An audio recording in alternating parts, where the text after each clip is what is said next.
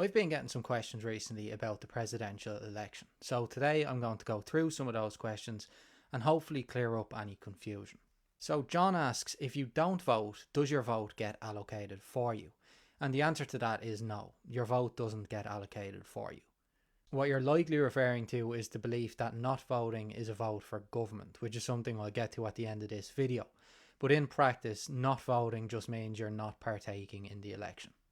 Cathy asks if spoiling your vote is good or bad for Fianna Fáil and Fine Gael, or is it just the same as not voting? And the answer to this question is a little bit more complicated because it depends.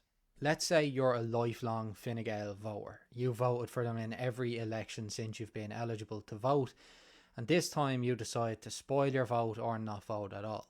In this situation, a spoiled vote is bad for Fine Gael because that's a vote that they had before but won't have this time.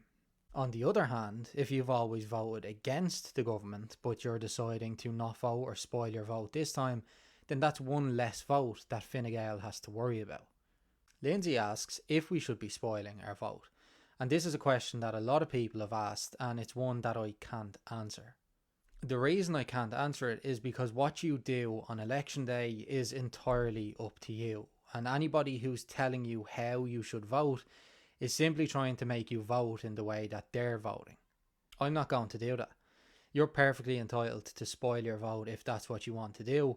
All I'll say is be careful about the advice that you get online and make sure to do your own research before you make that decision. Some people have asked if spoiled votes are counted, and the answer is yes, they are counted. The Electoral Commission used that information to essentially see how educated the electorate are when it comes to voting.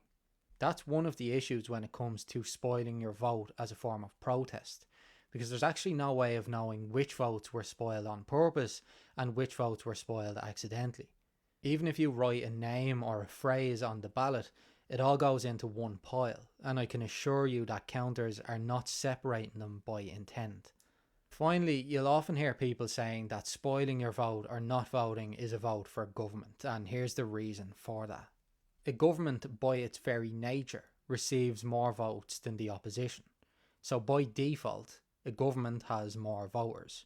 If you're anti-government or you dislike the government's candidate and you decide to spoil your vote or not vote at all, then you're accepting that the default result will be a government win. Now that's theoretical because you're not literally voting for the government. You're just saying that you don't care who wins, and in a situation where the government wins by default, you're accepting that.